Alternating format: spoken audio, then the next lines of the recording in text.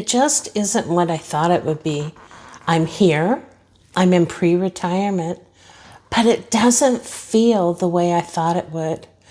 I'm finally here, I'm at the finish line, the marathon's about over, and I've been excited for this time for decades, but it doesn't feel exciting anymore. It doesn't feel like the respite that I thought it would. It doesn't feel like the big bash, the party. Instead, I just have a lot of uncertainty and a lot of fears. So I've been feeling this way for a while. We've talked about housing, which is a big issue, and I know other people are going through this too. We just don't have pensions anymore.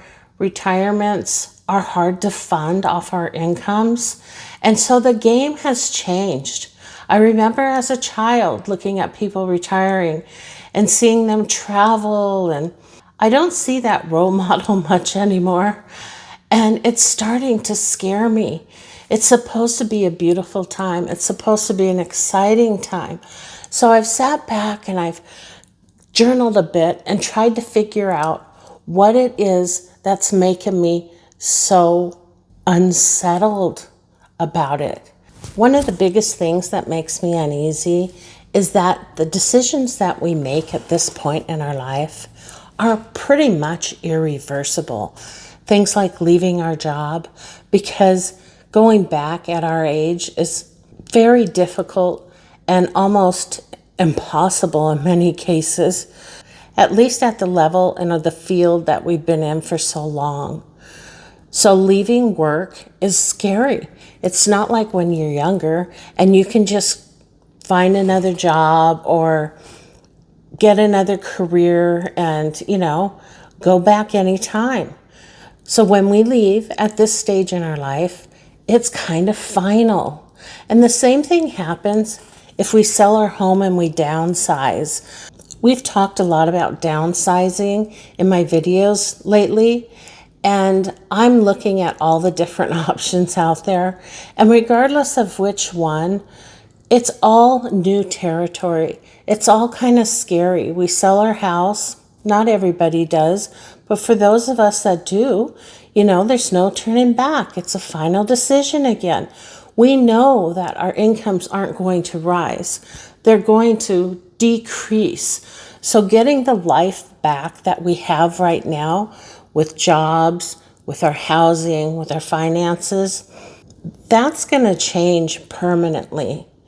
Moving away from places that we're comfortable with, that we have our routines with, the grocery store we go to, friends, neighbors, just starting anew.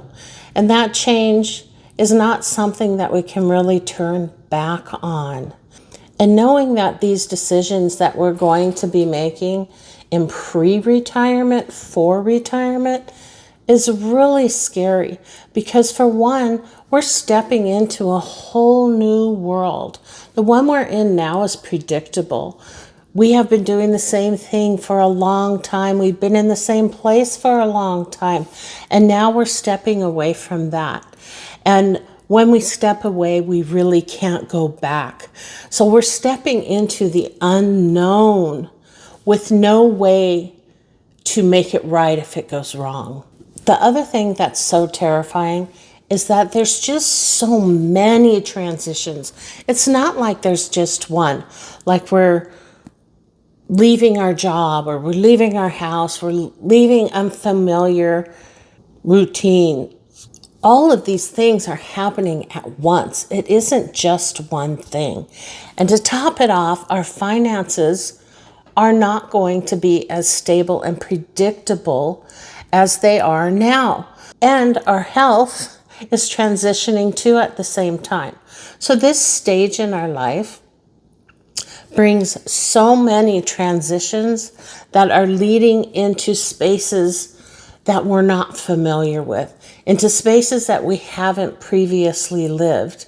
We have our routine and we have the things we rely on where we're at right now.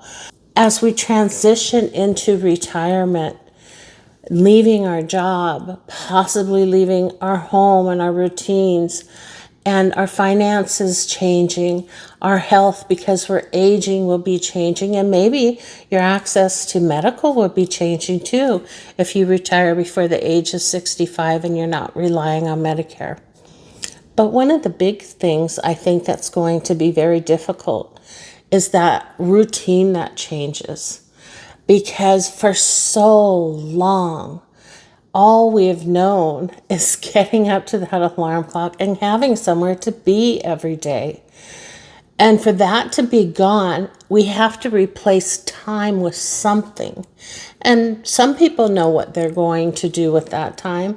Some people have endless funds, and it's going to be a very joyful period, and they can go out and just live a wonderful second half. But there's such a huge portion of the retirement population who is not going to benefit in that way. And walking away from everything we know to go into a situation where we're not going to be as self-sufficient and things aren't going to be as reliable as they've been all of our lives because we were so self-sufficient and financially capable. That transition alone is huge. The housing is huge. The medical is huge. There's so many of these things all at once. Despite the fact that most of us are looking forward to the day that we can cross that threshold and leave work behind, it's still our current life. In theory, that vision sounds wonderful. But when you're actually approaching that, just like looking at my office and thinking, I won't be coming here every day. What will I be doing? And if I leave, once I leave, I won't, necessarily be able to come back. So all those things that we are familiar with and used to, that routine of waking up every day and having a place to be, that's going to be hard. At least I think it's going to be hard. In my head, I'm looking forward to it and I'm thinking, life will be slow. I can get up when my body wants to get up. I can exercise more. I can sip on tea in the morning, maybe read a book. All those things that I've always wanted to do. And in my head, that sounds wonderful. But the scary thing is just crossing that threshold and having that entire routine gone, just wiped away, and being in a new territory can be a really scary thing. It can be awesome too. Trust me, my head's going, it's awesome. But for some reason, I'm shaking in my boots. But once we leave that, our entire framework of our day and our security changes. One of the biggest things I'm experiencing now, though, is just that slow detachment. There's this period of time where I'm not really in that world, but I'm not really in the world that I'm going to be in yet. I'm trying to plan on how to get there. I'm trying to plan that time frame. But it's really difficult because I've never lived in that other world before. It's really hard to plan for a place that you've never been and to leave the only thing you've ever known to go there. So it's a leap of faith, but almost a leap of faith that you really don't have a choice over. You're going down that road, you're getting to the end. That's just the path down the road that life takes you.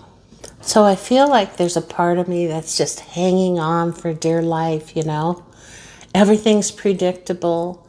Things are reliable. The income, the housing, the medical, just the familiarity, being at the same place, doing the same routine.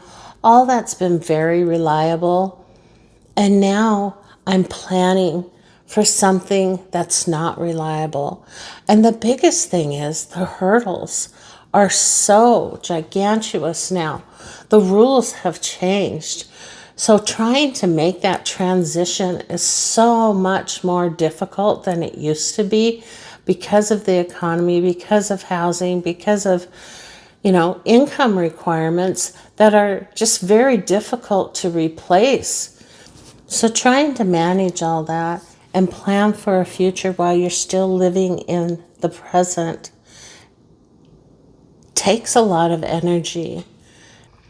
It's going to be entirely different. And so it'll be interesting 10 years, 20 years down the road to see how it all turns out. But I don't want to get into that situation and being lost. And there's a lot of people living in cars and campers and doing, all these horribly unfortunate things to survive. And so there's a lot of stress in this transition period to prevent those kinds of things. I don't have any answers, and I'm not sure that anybody does. But I think it's very healthy to talk about it. And I think that it's good to share ideas that we all can learn from